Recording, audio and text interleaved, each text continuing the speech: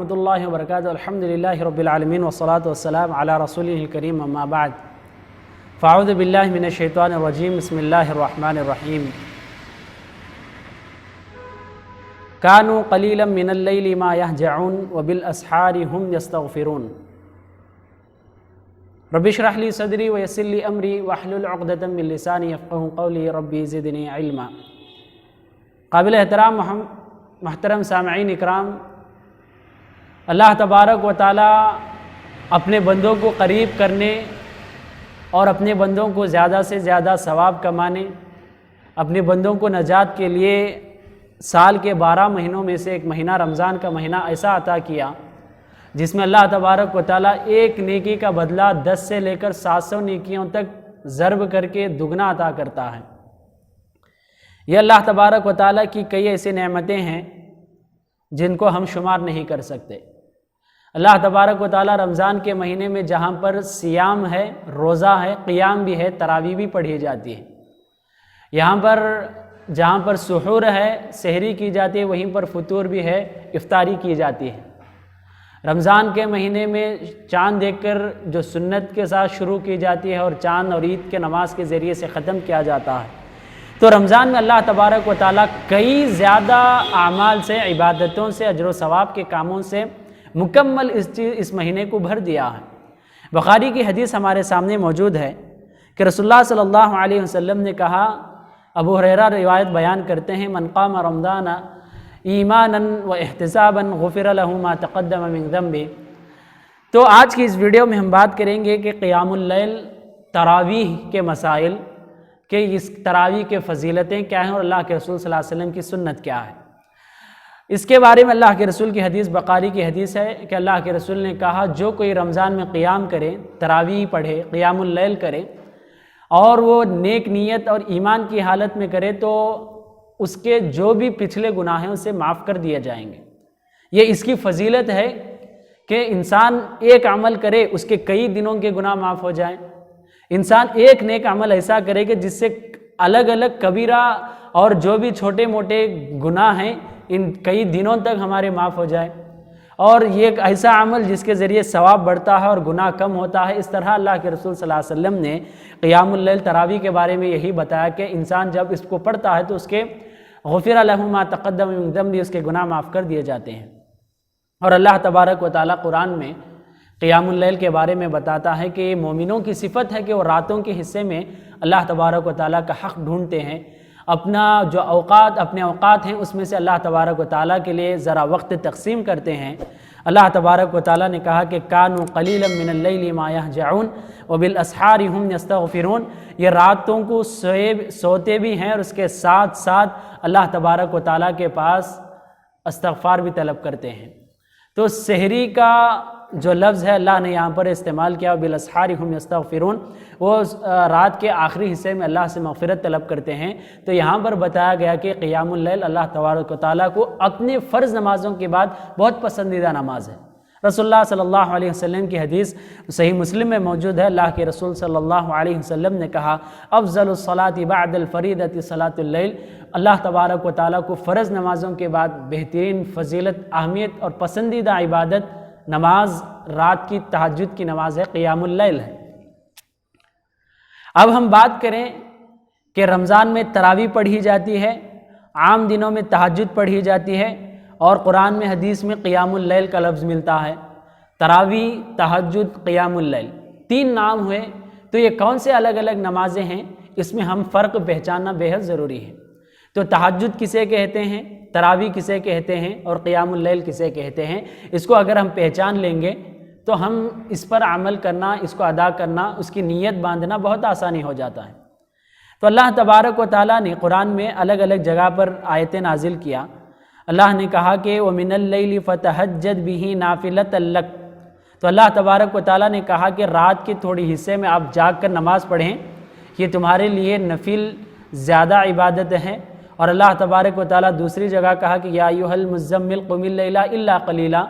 اے اللہ کے رسول صلی اللہ علیہ وسلم رات کے حصے میں تھوڑی دیر کے لیے قیام کرو۔ تو اللہ تبارک و تعالیٰ اللہ کے رسول صلی اللہ علیہ وسلم کو تہجد کا بھی لفظ، دوسری آیت میں تہجد کا لفظ استعمال کیا اور ایک آیت میں اللہ تبارک تعالیٰ قیام اللیل کا لفظ استعمال کیا، تو علماء اکرام سمجھاتے ہیں تہجد اور قیام اللیل ایک ہیں، تہجد اور قیام اللیل ایک ہیں جو آپ رات کے آخری حصے میں ادا کر سکتے ہیں۔ اور اس کے علاوہ تراویح ایک مسئلہ ہے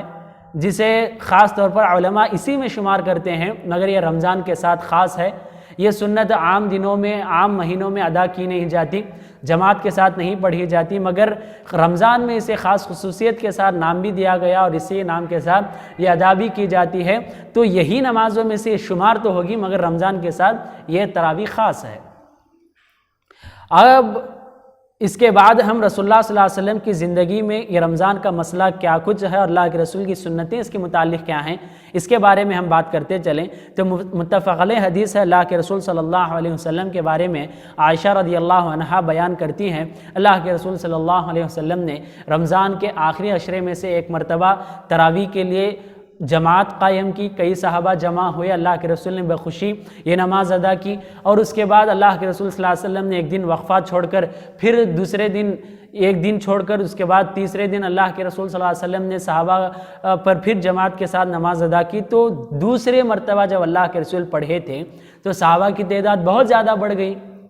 اللہ کے رسول صلی اللہ علیہ وسلم کے گھر کے پاس مسجد میں بھر گئے اور یہاں تک کہ گھر سے باہر تک جماعت بھر گئی۔ تو اللہ کے رسول صلی اللہ علیہ وسلم نے ڈر گئے کہ کہیں پر اللہ تبارک و تعالیٰ اس نماز کو فرض نہ کر دے، یہ صحابہ کا جوش دیکھ کر اللہ تبارک و تعالیٰ اسے واجب نہ قرار کر دے، اس وجہ سے اللہ کے رسول نے تیسرے دن نماز نہیں پڑھائی۔ عائشہ رضی اللہ عنہا بیان کرتی ہیں کہ اللہ کے رسول صلی اللہ علیہ وسلم نے تیسرے دن صحابہ اکرام سے مخاطب ہو کر کہا، رأیت الذی صنعتم فلم یمنعنی من الخروج الیکم الا انی خشیت ان تفرض علیکم۔ تو اللہ کے رسول صلی اللہ علیہ وسلم نے کہا کہ مجھے نماز پڑھانے میں کوئی چیز منع نہیں ہے، کوئی چیز رکاوٹ نہیں ہے، مگر مجھے ڈر ہے کہ آپ کے اس شوق کو دیکھ کر اللہ اس نماز کو فرض کر دے، تو میں اس بات سے ڈرتا ہوں۔ اس وجہ سے اللہ کے رسول صلی اللہ علیہ وسلم نے اپنی زندگی میں 2 مرتبہ باقاعدہ جماعت کے ساتھ تراویح کی نماز پڑھائی ہے، اس کی سنت باقاعدہ ملتی ہے، اور تیسرے دن سے اللہ کے رسول صلی اللہ علیہ وسلم نے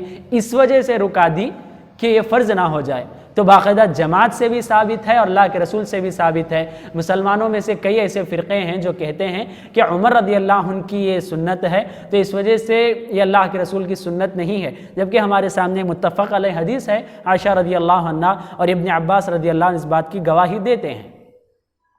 اچھا، جب اللہ کے رسول نے تراویح جماعت کے ساتھ پڑھائی اور صحابہ دیکھے ہیں، تو اب اس میں اختلاف کی ضرورت کیا ہے کہ اس میں 8 رکعت پڑھیں ہیں 20 رکعت پڑھیں ہیں، تو اس کے بارے میں عائشہ رضی اللہ عنہ کی حدیث ہمارے سامنے موجود ہے۔ اللہ کے رسول صلی اللہ علیہ وسلم کے بارے میں بتایا گیا، کان رسول اللہ صلی اللہ علیہ وسلم یصلی من اللیل 10 رکعات، اللہ کے رسول صلی اللہ علیہ وسلم ہر رات، رمضان ہو یا غیر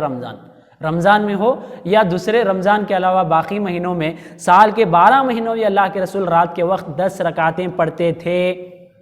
یسلم من کل اثنین، ہر 2 رکعت پر اللہ کے رسول سلام پھیرتے تھے، یعنی 2 کر کے اللہ کے رسول 10 رکعت ادا کرتے تھے۔ ثم یوتر بواحدہ، تو 1 رکعت پڑھ کر اللہ کے رسول صلی اللہ علیہ وسلم 11 رکعت کا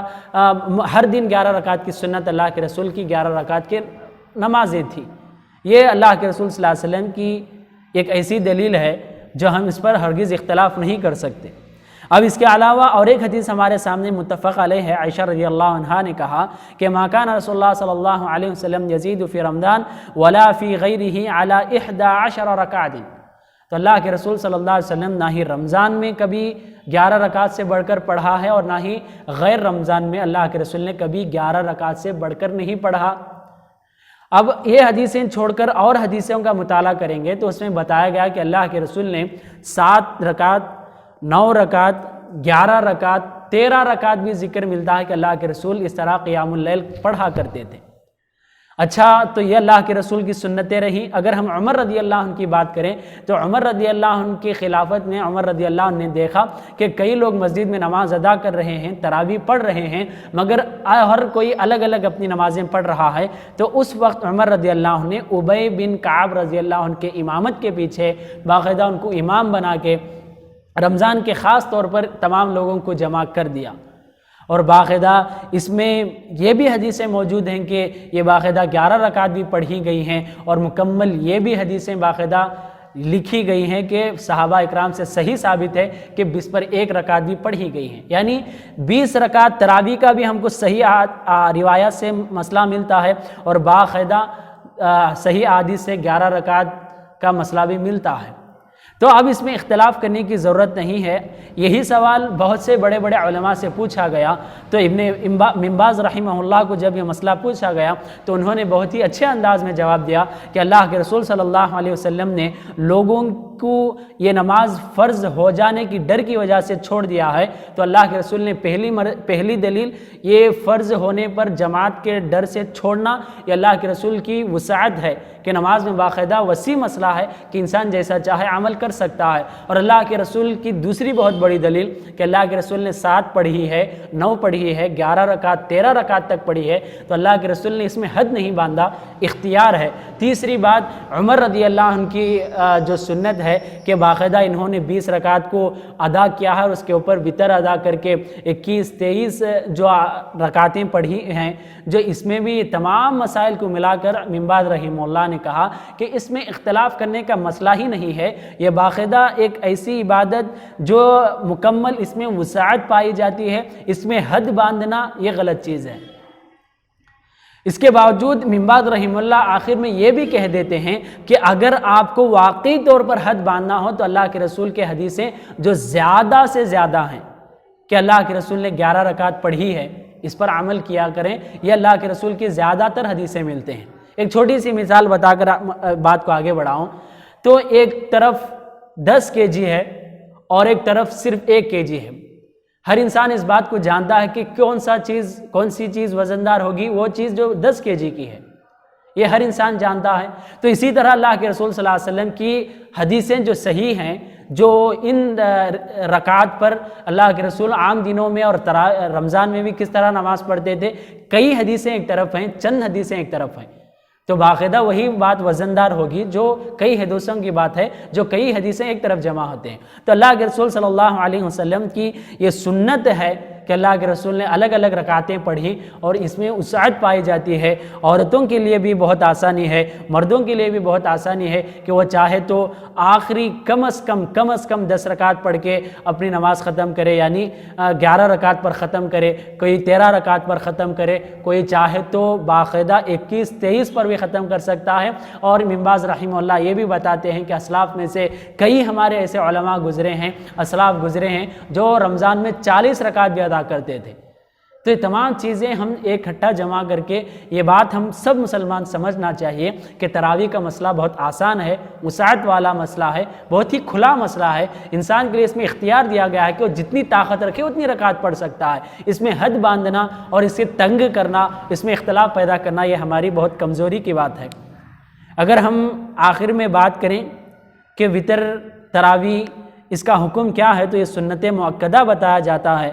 اور باقاعدہ اس کے الگ الگ روایتیں ہمارے سامنے موجود ہیں۔ اور اللہ کے رسول یہ بھی کہا ہے کہ علیکم بسنتی و سنت الخلفاء الراشدین، میرے سنت کو لازم پکڑو اور میرے خلفاء راشدین کی سنت کو لازم پکڑو، یہ چیز تم کو کبھی گمراہ نہیں کرتی۔ تو اس میں ہم اختلاف کرنے کے بجائے رسول اللہ صلی اللہ علیہ وسلم کی جو حدیث صلاۃ اللیل مثنی مثنی، رات کی نمازیں 2 رکعت ہیں، 2 کر کے انسان جتنی طاقت رکھتا ہے ضرور پڑھے، آخر میں وہ ایک وتر پڑھ کے 3 رکعت 1 رکعت وتر پڑھ کے باقاعدہ اپنی تراویح کو ختم کر سکتا ہے۔